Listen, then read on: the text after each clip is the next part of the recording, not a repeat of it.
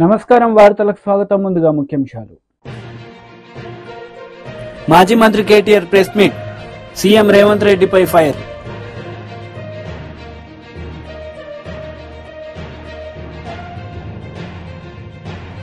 Janasena leader Nadendla Manohar press meet, పలు అంశాలపై వివరణ. మాజీ మంత్రి కేటీఆర్ మీడియా సమావేశం నిర్వహించారు. ఈ సందర్భంగా పలు అంశాలపై ఆయన మాట్లాడారు. అవేదో ఆక్రమణల కింద చిత్రీకరించి దయా దాక్షిణ్యం లేకుండా ఉదయం 3 గంటలకి నోటీసు లేదు, కనీసం పేదవాళ్ళనే సోయి లేదు, ఆ పేదవాళ్ళ పిల్లలు అక్కడ చదువుకుంటున్నారనే జ్ఞానం లేదు, వాళ్ళంతా దివ్యాంగులనే ఇంగిత జ్ఞానం కూడా లేదు. కనీసం ఇంత కుసంస్కారంగా బుల్డోజర్లను ఇంటి మీదకి పంపి వాళ్ళందరినీ పొద్దున 3 గంటలకు వచ్చి నిర్దాక్షిణ్యంగా 29 ఆగస్టు నాడు కొట్టిపారేసినారు. 75 ఇండ్లు నేలమట్టం చేసినారు. నేను రేవంత్ రెడ్డి గారిని అడుగుతా ఉన్నా, పదే పదే చెప్తుంటావు పాలమూరు బిడ్డను, నేను మీ పాలమూరు బిడ్డల ఆశీర్వాదంతోనే ముఖ్యమంత్రి అయినాను అని చెప్తా ఉంటావు. ఎందుకు నువ్వు ముఖ్యమంత్రి అయింది? పేద ప్రజల కడుపు కొట్టనికా? పేద ప్రజలు మీ కాంగ్రెస్ ప్రభుత్వమే ఇచ్చిన పట్టాలలో ఇండ్లు కట్టుకుంటే వాటిని కూలగొట్టనికా? ఈరోజు నేను అడుగుతా ఉన్నా ఈ ప్రభుత్వాన్ని, ఒక్క కారణం చెప్పగలుగుతారా ఫలానా కారణంతోనే అక్కడ కూలగొట్టినామని? నిజానికి చిత్తశుద్ధి ఉన్న ప్రభుత్వం అయితే గతంలో కేసీఆర్ గారి ప్రభుత్వం చేసినట్టుగా పేదలు బీదలు ఉంటే వాళ్ళు గనక ఎక్కడైనా గవర్నమెంట్ స్థలంలో ఇల్లు కట్టుకుంటే జీవో నంబర్ 58, 59 కింద ఆనాడు రెగ్యులరైజ్ చేసిన ఘనత కేసీఆర్ గారి ప్రభుత్వాన్ని. అక్కడ ఎవరైనా తెలియక కట్టుకుంటే పేదవాళ్ళు కదా, ఒక గుంటెడు జాగా కంటే తక్కువ ఉంటే వాళ్ళకే లీగలైజ్ చేయండి, రెగ్యులరైజ్ చేయండి అని చెప్పి లక్షల పట్టాలు జీవో నంబర్ 58 కింద పేదవాళ్ళకు అందజేసినాం. 59 కింద 120 గజాల కంటే ఎక్కువ ఉంటే నామమాత్రం ఫీజు, ఒక 10% ఫీజు పెట్టి మార్కెట్ వాల్యూలో వాళ్ళకు కూడా రెగ్యులరైజ్ చేసినాం. ఇది సంస్కారవంతమైన ప్రభుత్వం చేయాల్సిన పని. కానీ నీ ప్రభుత్వం ఏం చేస్తుంది? రోడ్డు మీద దివ్యాంగులను పడేసి, వాళ్ళు పాపం కళ్ళు లేని వాళ్ళు, కాళ్ళు లేని వాళ్ళు, చెయ్యి లేని వాళ్ళు, వాళ్లను గోసబుచ్చుకుంటే, వాళ్ళ పిల్లలు రోడ్డు మీద పడితే, బడికి పోయే పిల్లలు పుస్తకాలు కొట్టుకపోతే మా శ్రీనివాస్ గౌడ్ గారు పాపం 10 రోజుల పాటు వాళ్ళకు అండగా ఉన్నాడు, వాళ్ళకు భోజనం పెట్టినాడు, వాళ్ళను శిబిరానికి తరలించి ఆదుకునే ప్రయత్నం చేసినాడు. నేను రాష్ట్ర ప్రభుత్వాన్ని, ముఖ్యంగా రేవంత్ రెడ్డి గారిని పాలమూరు బిడ్డ అని చెప్పుకునే రేవంత్ రెడ్డి గారిని అడుగుతా ఉన్నా, నీకు గనక నిజంగా సంస్కారం ఉంటే, నీకు కనీసం పేదల పట్ల ప్రేమ ఉంటే, వెంటనే ఆ 75 మందికి వెంటనే తక్షణమే డబుల్ బెడ్రూమ్ ఇండ్లు కేటాయించి ఉన్నాయి. మహబూబ్నగర్లో మేము కట్టినే ఇంకా ఇయ్యని ఇంకో ఈజీగా ఇంకో 200-300 వెళ్తాయి. వెంటనే కేటాయించు, వాటిలోకి వాళ్ళని తరలించు. ఇది నెంబర్ 1 డిమాండ్. రెండోది, ఏ అధికారులైతే అక్రమంగా అన్యాయంగా బుల్డోజర్లు పెట్టి ఆ పేదలను రోడ్డు మీద పడేసినారో వాళ్ళ మీద చర్య తీసుకో. నువ్విచ్చిన పట్టాకు, నీ ప్రభుత్వం, నీ కాంగ్రెస్ ప్రభుత్వం ఇచ్చిన పట్టాకే విలువ ఇవ్వని నువ్విచ్చిన పట్టాను చిత్తు కాగితంతో చూసిన అధికారులు ఎవరైతున్నారో వాళ్ళ మీద వెంటనే చర్య తీసుకోవాలి. సస్పెండ్ చేస్తావా, సర్వీస్ నుంచి తొలగిస్తావా, ఏం చేస్తావా చెయ్యి, కానీ దమ్ముంటే ఆ నిర్ణయం కూడా తీసుకోవాలని చెప్పి నేను రేవంత్ రెడ్డిని డిమాండ్ చేస్తా ఉన్నా. మరొక ముఖ్యమైన మాట కూడా ఈ సందర్భంగా నేను ఈ నాగర్ కర్నూలు వేదికగా చెప్పదలుచుకున్నా. ఇప్పుడే ఇక్కడికి వచ్చేటప్పుడు మా సోదరులు మరి జనార్దన్ రెడ్డి గారు, ఆల వెంకటేశ్వర రెడ్డి గారు, శ్రీనివాస్ గౌడ్ గారు, నవీన్ రెడ్డి గారు, ఎమ్మెల్సీ గారు అందరం కలిసి మాట్లాడుకుంటూ వస్తా ఉన్నాం. వస్తుంటే నేను అడిగిన, మరి ఏమైందన్నా, పాలమూరు రంగారెడ్డి ఎత్తిపోతల పథకం కేసీఆర్ గారు ఎంతో ప్రతిష్టాత్మకంగా ఈ వలసల జిల్లాగా పేరుపడ్డ పాలమూరును తప్పకుండా పచ్చగా చేయాలన్న ఉద్దేశంతో కేసీఆర్ గారు ఒకవైపు పెండింగ్ లో ఉన్న ప్రాజెక్టులన్నీ కూడా కల్వకుర్తి కావచ్చు, భీమా కావచ్చు, నెట్టెంపాడు కావచ్చు, వాటిని శరవేగంగా రన్నింగ్ ప్రాజెక్టులుగా మార్చి పూర్తి చేసి 8 లక్షల ఎకరాలకు నీళ్లిచ్చిన నాయకుడు కేసీఆర్ గారు ఒక పాలమూరు జిల్లాలో. మరి అట్లాంటి పాలమూరు శాశ్వతంగా ఒక ధాన్య భాండాగారం కావాలన్న ఉద్దేశంతో పాలమూరు రంగారెడ్డి ఎత్తిపోతల పథకాన్ని తీసుకున్న విషయం మీకు తెలుసు. అందులో రిజర్వాయర్లన్నీ పూర్తయినాయి. వట్టెం కావచ్చు, కరివెన కావచ్చు, ఉద్దండాపూర్ కావచ్చు, ఏదుల కావచ్చు, అన్ని కూడా నార్లాపూర్ కావచ్చు, ఇవన్నీ కూడా పూర్తయిపోయినాయి. పూర్తి కావడమే కాకుండా కేసీఆర్ గారు ముఖ్యమంత్రిగా ఉన్నప్పుడే అందులో కొల్లాపూర్లోనే, మరి నార్లాపూర్ దగ్గర అనుకుంటా, ఒక పంపు కూడా ఆన్ చేసి ఆనాడు నీళ్లు కూడా వదలడం జరిగింది. ఇక మిగతాది ఇప్పుడు రేవంత్ రెడ్డి చేయాల్సిందల్లా ఏనుగెళ్లింది తోక జిక్కింది అన్నట్టు అలా 95% పని అయిపోయింది. ఇంకో 5-10% పని మిగిలింది. కేవలం ఆ కాలువల కోసం ఏదైతే భూసేకరణ చేయాలో ఆ పని చేయాలా. ఇప్పుడే వెంకటేశ్వర రెడ్డి గారు చెప్తా ఉండే నాకు, అన్న మన ప్రభుత్వం ఉన్నప్పుడే ఆ టెండర్ కూడా పిలిచినాము, ఈ దుర్మార్గులు వచ్చి అది కూడా రద్దు చేసినారు అని. అన్న చెప్తా ఉండే మరి జనార్దన్ రెడ్డి గారు, అన్న మొత్తం ఈ ప్రాంతం అక్కడ కొల్లాపూర్ నుంచి మొదలు పెడితే మనకిక్కడ షాద్ నగర్ అవతల జడ్చర్ల దాకా ఉద్దండపూర్ దాకా బ్రహ్మాండంగా అన్ని పనులు కూడా పూర్తి చేసి ఉన్నాం. వీళ్ళు చేయాల్సింది కేవలం 5-10% పని మాత్రమే మిగిలింది. జనసేన లీడర్ మీడియా సమావేశం నిర్వహించారు. ఈ సందర్భంగా పలు అంశాలపై ఆయన మాట్లాడారు. బాలరాజ్పల్లి రీచ్ దగ్గర జరిగిన ఒక సంఘటన మీకు చెప్తున్నాను. రాయచోటి నుంచి రాజంపేట వచ్చే రహదారిలో బాలరాజ్పల్లి అనే ఒక విలేజ్ దగ్గర ఒక బ్రిడ్జ్ ఉంది. రిజర్వ్ ఫారెస్ట్ ఏరియాలో ఒక కొండ తవ్వకం జరిగింది. అది ఎందుకోసం అంటే చెయ్యూరు రివర్ లో ఒక రోడ్డు మార్గం వేసుకోవడానికి, అక్రమంగా చేసే ఇసుక రవాణా చేసుకోవడానికి వారు వేసుకునే రోడ్డు కోసము రిజర్వ్ ఫారెస్ట్ ఏరియాలో ఒక గ్రావెల్ కొండని తవ్వడం జరిగింది. దీని మీద అర్జీ ఇవ్వడానికి మన డిఎఫ్ఓ గారు, రాజంపేట అన్నమయ్య జిల్లా డిఎఫ్ఓ గారు పి వివేక్ కుమార్ గారి దగ్గరికి వెళ్ళడం జరిగింది. ఆయన అర్జీ తీసుకునేది పక్కన పెట్టి చాలా దుర్భాషలాడి వికృతంగా ఆయన ప్రవర్తించి తప్పుగా మాతో బిహేవ్ చేశారు. అది జనసేన పార్టీ తరఫున నేను ఇన్ఛార్జ్ గా, అలానే నాతో పాటు మండల అధ్యక్షులు, అలానే మా నాయకులు ఉన్నారు. వాళ్ళ ముందర మాతో చాలా వల్గర్ గా బిహేవ్ చేశారు. దీని మీద దాదాపు 8 నెలల తర్వాత కళ్యాణ్ గారు రాజంపేటకి రావడం జరిగింది. అన్నమయ్య డ్యామ్ ఇష్యూ ఒకటి, అన్నమయ్య తెగిపోయింది, దానివల్ల పులుపత్తూరులో, తొగురుపేటలో ఇల్లులు కొట్టుపోయిన వాళ్ళకి ఇప్పటికీ న్యాయం జరగలేదు అనేసి ఆ విషయం మీద కళ్యాణ్ గారు రావడం జరిగింది రాజంపేటకి. అదే విషయం మీద రాజంపేట కళ్యాణ్ గారికి వచ్చినప్పుడు నేను ఇది వివరించడం జరిగింది. ఆ విషయం మీద వెంటనే కళ్యాణ్ గారు స్పందించి డిఎఫ్ఓ, రేంజర్ డిఎఫ్ఓని అలానే స్క్వాడ్ డిఎఫ్ఓని తిరుపతి నుంచి పీలేరు నుంచి పంపించి అక్కడ ఇన్స్పెక్షన్ చేయించారు. ఆ రోజు నేను కూడా ఉన్నాను. ఇదే ఆ సంఘటన జరిగిన ప్లేసు. ఆ సంఘటన మేము వెళ్లి చూసినప్పటికీ అలా ఎక్స్కవేషన్ చేస్తా ఉన్నారు హిటాచీలతో. దాదాపు కొండని ఎంత తవ్వారో మీరే చూడండి.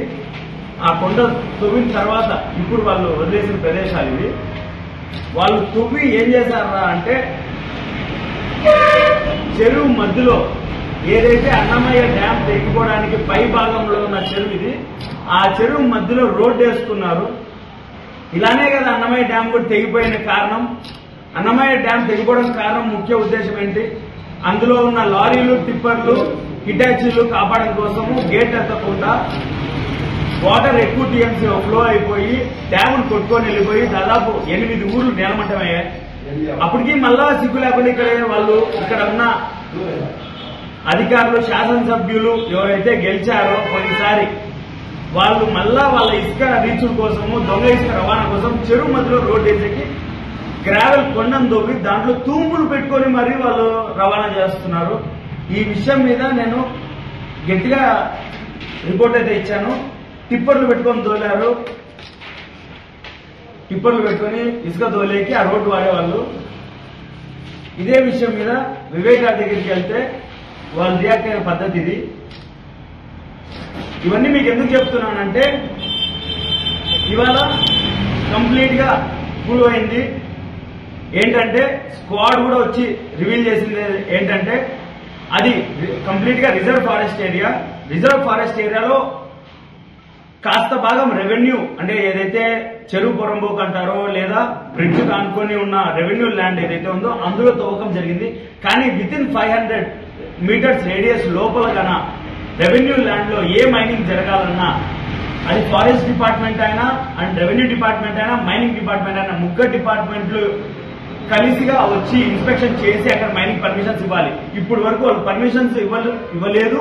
అలానే అక్కడ జరిగిన మైనింగ్ కి నేను ఇచ్చిన అర్జీ డేట్ నుంచి ఏదైతే నేను అర్జీ ఇచ్చానో వివేక్ గారికి వాళ్ళు ఆయన తీసుకోలేదు. అది పక్కన పెట్టే కింద వాళ్ళ ఆఫీసర్తో వైసీపీ లీడర్ మీడియా సమావేశం నిర్వహించారు. ఈ సందర్భంగా పలు అంశాలపై ఆయన మాట్లాడారు. అసలు 2వ సంవత్సరం మీరు ఇంతవరకు సదర్ పార్కింగ్ కాంట్రాక్టర్ దగ్గర డబ్బులు ఎందుకు తీసుకోవాలా? ఆ కాంట్రాక్టర్ మీద అంత ప్రేమ ఎందుకు? అమ్మవారి ఆలయానికి కట్టాల్సిన 2,04,00,000 2,05,00,000 డబ్బులు మీరు కాంట్రాక్టర్ దగ్గర తీసుకోకుండా కాంట్రాక్ట్ని ఏ విధంగా కొనసాగిస్తారు? ఇక్కడ కూడా ఒక మతలబు ఉంది. కాంట్రాక్ట్ని ఏ విధంగా కొనసాగిస్తున్నారు అధ్యక్ష? 6 నెలల పాటంట ఉచితంగా సదర్ కాంట్రాక్టు భక్తుల దగ్గర నుంచి డబ్బులు కొట్టేయడానికి ఇలా అధికారిక ఉత్తర్వులు జారీ చేశారు. ఏంటి మురళి గారు, 2వ సంవత్సరం డబ్బులు కట్టాలి, కట్టకుండా ఏం చేశారు? అతను 2,05,00,000 కట్టాల్సిన అవసరం లేదు. కట్టకుండా ఒక 6 నెలల పాటు, అంటే జూన్ నుంచి 6 నెలలు, June, July, August, September, October, November, ఈ 6 నెలల పాటు ఉచితంగా అమ్మవారి భక్తుల దగ్గర నుంచి డబ్బులు వసూలు చేసుకోవడానికి, డబ్బులు కొట్టేయడానికి అధికారికంగా ఉత్తర్వులు జారీ చేశారు. ఇది ఈఓ గారు రికమెండ్ చేస్తే ఎండోమెంట్ కమిషనర్ కూడా ఏం చేశారు? ఎండోమెంట్ కమిషనర్ కూడా దీనికి అధికారికంగా ఉత్తర్వులు జారీ చేశారు. ఎప్పుడో తెలుసా? 9/9/2024 అంటే ఒక 4 రోజుల కిందట. 9/9/2024 ఈ కాగితాలన్నీ మీకు పెడతాను. ఇక ఎండోమెంట్ కార్యాలయానికి ఈఓ గారు రాసింది 18/6/2024. అంటే ప్రభుత్వం మారంగానే వీళ్ళ దోపిడీకి శ్రీకారం చుట్టూ మొదలు పెట్టేశారు. ఇదేది నా సొంతంగా మాట్లాడట్లా, అన్ని ఆధారాలతో వాస్తవాలు మాట్లాడుతున్నా. 6 నెలల పాటు అమ్మవారి ఆలయంలో పార్కింగ్ కాంట్రాక్టర్ బుద్ధా వెంకన్న గారి బినామీ మహేషో ఎవరో ఉంది అతని పేరు, బుద్ధా వెంకన్న గారి బినామీకి 6 నెలల పాటు, అంటే నేను చెప్పేది కాంట్రాక్ట్ ప్రైస్ ప్రకారం అయితే 1,02,00,000 ఫ్రీగా రాసిచ్చారు. 1,02,00,000 ఫ్రీగా రాసిచ్చారు. లాభం ఎంత వస్తుందో నాకు తెలియదు. పైన 1,02,00,000 ఈ 6 నెలల్లో అమ్మవారి భక్తుల దగ్గర నుంచి వసూలు చేసుకోవడానికి అధికారికంగా ఉత్తర్వులు జారీ చేస్తారు. మీరు ఎవరు? అమ్మవారి ఆలయంలో ఫ్రీగా భక్తుల దగ్గర నుంచి డబ్బులు వసూలు చేసుకోమని అధికారిక ఉత్తర్వులు ఇవ్వడానికి అసలు మీరెవరు? మీకు ఏమి హక్కు ఉంది? ప్రభుత్వం మారంగానే దోపిడీ మొదలు పెట్టేశారు కదా మీరు. ఇక డేట్లు కూడా చెప్పే కదా, 18/6/2024 ఎండోమెంట్ కమిషనర్ గారు రిలీజ్ చేసిన ఆర్డర్ 9/9/2024. పోనీ టెండర్ నిబంధనలన్నీ చదవమంటారా? ఇందులో ఎలాంటి ప్రకృతి వైపరీత్యాలకు సంబంధించిన ఎట్లాంటి ప్రభుత్వ అధికారులు వాహనాలు వచ్చినా, ఆలయ వాహనాలు వచ్చినా వాటికి టోల్ గేట్ తీసుకోకూడదు. ఈ 6 నెలలు మినహాయింపు అంటే ఎందుకు ఇచ్చారు తెలుసా మీకు? చాలా ఆశ్చర్యపోతారు ఈ మాట చెప్తే. ఈ 6 నెలలు మినహాయింపు దేనికి ఇచ్చారు తెలుసా? ఒకసారంట చీఫ్ జస్టిస్ గారు వచ్చారంట దర్శనానికి, హైకోర్టు చీఫ్ జస్టిస్ గారు వచ్చారంట, అందువలన కాంట్రాక్టర్ క్లాస్ వచ్చిందంట. ఇంకొకసారి గవర్నర్ గారు వచ్చారంట దర్శనానికి, అందువల్ల కూడా లాస్ వచ్చిందంట. నేను చెప్పట్లే ఈ మాటలన్నీ. ఇవన్నీ మన ఈవో గారు రాసి. బీజేపీ లీడర్ మీడియా సమావేశం నిర్వహించారు. ఈ సందర్భంగా పలు అంశాలపై ఆయన మాట్లాడారు. ఈనాటి పత్రికా సమావేశం యొక్క అంశం ఈ రాష్ట్ర ఆర్థిక పరిస్థితి మీద ప్రభావం పడేటటువంటి అంశం. ఈ రాష్ట్రంలో ఇప్పటికే సివిల్ సప్లై కార్పొరేషన్ దాదాపు 54-55 వేల కోట్ల అప్పులలో ఉన్నది. అది టీఆర్ఎస్ పార్టీ చేసినటువంటి నిర్వాహకం కావచ్చు, కొత్తగా ప్రభుత్వం ఏర్పాటు చేసినటువంటి కాంగ్రెస్ పార్టీ పాత్ర కూడా దాంట్లో ఉన్నది. మేము చాలా స్పష్టంగా చెప్పినాం. అసెంబ్లీ సమావేశాల సందర్భంగా కార్పొరేషన్ల అప్పులు, ప్రభుత్వ అప్పుల మీద చర్చ జరిగినప్పుడు ప్రభుత్వం యొక్క అసమర్థత నిర్ణయాల వల్ల, లాలూచి నిర్ణయాల వల్ల గతంలో జరిగింది. మీరు ఆ రకమైనటువంటి వ్యవహారాలు చేయవద్దు, రాష్ట్రాన్ని అప్పుల పాలు చేయవద్దు, సంస్థలను కాపాడాలని అసెంబ్లీ సమావేశాల్లో పార్టీ తరఫున చెప్పినాం. మేము అనుకున్నాం కొత్తగా వచ్చినటువంటి ప్రభుత్వం ప్రతిపక్ష రాజకీయ పార్టీల సలహాల మేరకు ఈ రాష్ట్రంలో పాలన కొనసాగిస్తుందేమో అని కొంత నమ్మినాం. కానీ ఇప్పుడు ఈ ప్రభుత్వం వ్యవహారం చూస్తే ప్రభుత్వం మొన్న 5-6 నెలల క్రితం సివిల్ సప్లైలో వడ్ల టెండర్ పెట్టింది. ఆ టెండర్లలో జరిగినటువంటి గోల్మాల్ ఏంటంటే యావరేజ్గా 35 లక్షల మెట్రిక్ టన్నుల వడ్లకు టెండర్ పెట్టి 2007 రూపాయల చొప్పున ఒక 5 బిడ్డర్లకు ప్రభుత్వం అప్పగించింది. దాదాపు 8-9 వేల కోట్ల రూపాయల విలువ గల వడ్లని ప్రభుత్వం అప్పగించింది. దాంట్లో కండిషన్ ఏంటంటే ఈ రాష్ట్రంలో ఉన్నటువంటి మిల్లర్ల దగ్గర ఎన్ని వడ్లయితే 35 లక్షల మెట్రిక్ టన్నుల వడ్లని ప్రభుత్వానికి 2007 రూపాయల చొప్పున జమ చేసి తద్వారా మార్కెట్ ఫీజు కూడా కట్టి రాష్ట్ర ఖజానాకు ఆ డబ్బంతా జమ చేస్తామని టెండర్లో పాల్గొన్నటువంటి 5 బిడ్డర్లు టెండర్ దక్కించుకున్నారు. టెండర్ దక్కించుకున్నటువంటి బిడ్డర్లు ఏం చేయాలా? 20,70 రూపాయల చొప్పున ఒక్క మెట్రిక్ టన్నుకు ప్రభుత్వానికి చెల్లించి మిల్లర్ల దగ్గర స్టాక్ ఉన్నటువంటి వడ్లని వాళ్ళు లిఫ్ట్ చేయాలి. కానీ జరుగుతున్నది ఏంటిది? 20,070 రూపాయలకు టన్ను ప్రభుత్వం దగ్గర బిడ్డర్లు కొనుగోలు చేసి మిల్లర్ల దగ్గర 22,030 రూపాయలు మిల్లర్ల దగ్గరికి వెళ్ళి బిడ్డర్లు వసూలు చేస్తున్నారు.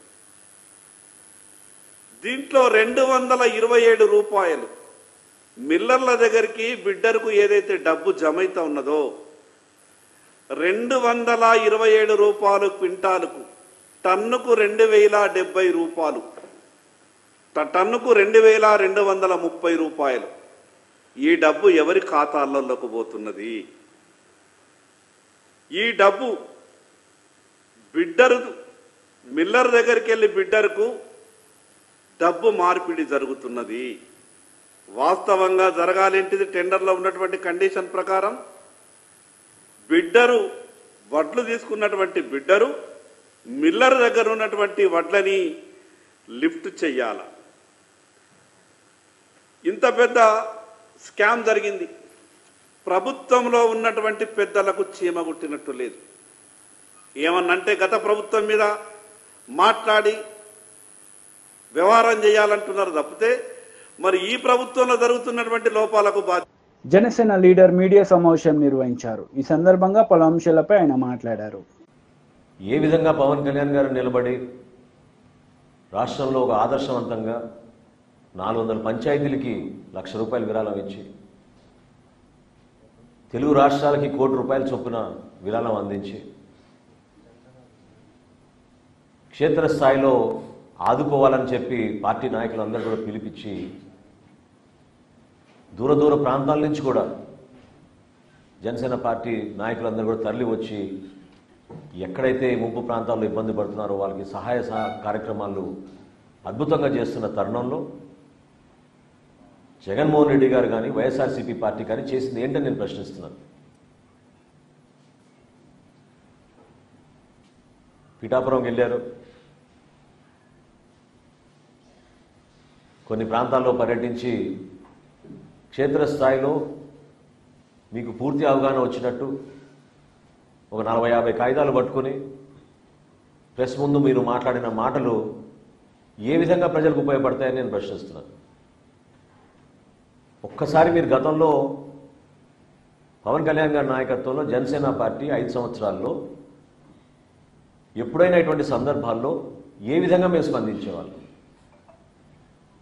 చాలా స్పష్టంగా పవన్ కళ్యాణ్ గారు ఎప్పుడు కూడా ప్రభుత్వాన్ని విమర్శించకుండా ప్రజలకు ఉపయోగపడే విధంగా 2-3 మంచి సూచనలు చేసి పెద్ద మనసుతోటి మీరు ముందుకొచ్చి ప్రభుత్వం నుంచి ఆదుకోవాలి, కష్టాల్లో ఉన్నారు రైతాంగం, సామాన్య ప్రజలని పదే ఆయన విజ్ఞప్తి చేస్తూ ఉండేవాళ్ళు. ఈ రోజున వాస్తవాలు ఏంటి? పోనీ మీరు అక్కడ పోయి పర్యటించారు, మీ సొంత పేరుతో నిర్మాణం చేసిన ఆ జగనన్న కాలనీ గొల్లపురంలో అక్కడికి పర్యటించారా మీరు? అక్కడున్న వాస్తవ పరిస్థితి తెలుసుకున్నారా? ఏ విధంగా ఆ ప్రాంతం మొత్తం మునిగిపోయిందో మీరు చూసారా? సెలెక్టివ్గా కొన్ని ప్రాంతాలకు వెళ్ళి ఏలేరు గురించి మాట్లాడుతున్నారు. కూటమి ప్రభుత్వం ఏర్పడిన వెంటనే ఉప ముఖ్యమంత్రి గారు పవన్ కళ్యాణ్ గారు అధికార యంత్రాంగాన్ని సమావేశపరిచి జిల్లా కలెక్టర్ గారి ద్వారా ఆధునీకరణ కోసం చేయాల్సిన కార్యక్రమాల గురించి ఆయన సమావేశం ఏర్పాటు చేసుకుని ప్రణాళిక సిద్ధం చేశారు. సుమారు 1000 కోట్ల రూపాయలతో అంచనాలు వేశారు. మరి మీ 5 సంవత్సరాల్లో ఎందుకు మీరు పనిచేయలేకపోతున్నారంటే, ఎందుకు చేయలేదని అంటే విచిత్రమైన సమాధానం ఏంటంటే వర్షాలు ఎక్కువ పడ్డాయంట. అసలు స్పందించే మనస్తత్వం ఏది మీలో నేను అడుగుతున్నాను. మీరు ఎప్పుడైనా మీ జేబులోంచి 1 లక్ష రూపాయలు తీసేవరకని ఇచ్చారా? సామాన్యుడు ఇబ్బంది పడుతుంటే మీరు పరదాలు కట్టుకుని తిరిగారు ఆ రోజుల్లో. మ్యాన్ మేడ్ డిజాస్టర్ అంటే అద్భుతమైన ఉదాహరణ అన్నమయ్య ప్రాజెక్ట్. కేవలం మీ ఇసుక దోపిడీ కోసం గేట్లు ఎత్తకుండా 24 మంది బలైపోతే, 38 మంది ఆచూకీ ఈ రోజుకు తెలియకపోతే, 12 రోజుల తర్వాత సొంత జిల్లాలో ముఖ్యమంత్రి గారు పర్యటించారు. 12 రోజుల తర్వాత 5 సెంట్లు భూమి ఇచ్చి మీకు 4 రోజుల్లోనే ఇల్లు కట్టే కార్యక్రమం ప్రారంభించి నేనే వచ్చి మీకు తాళాలు ఇస్తా అన్నాడు. ఇది ఎప్పుడు 2021లో. ఆయన ముఖ్యమంత్రిగా దిగిపోయే రోజు వరకు కూడా ఇల్లులు అక్కడ పూర్తి కాలేదు. ఏ ఒక్కరికి తాళం ఇవ్వలేదు. ఈయన మాట్లాడతాడు మ్యాన్ మేడ్ డిజాస్టర్ అని. అన్నమయ్య ప్రాజెక్టు ఏ విధంగా కూలిపోయిందో దానికన్నా మ్యాన్ మేడ్ డిజాస్టర్ ఏముంటుంది చెప్పండి. ఈరోజు బుడమేరు కానివ్వండి, ఏలేరు కానివ్వండి, కనీసం బేసిక్ మినిమం వార్తలు ముగించే ముందు ముఖ్యాంశాలు మరోసారి. మాజీ మంత్రి KTR press meet, CM Revanth రెడ్డిపై ఫైర్.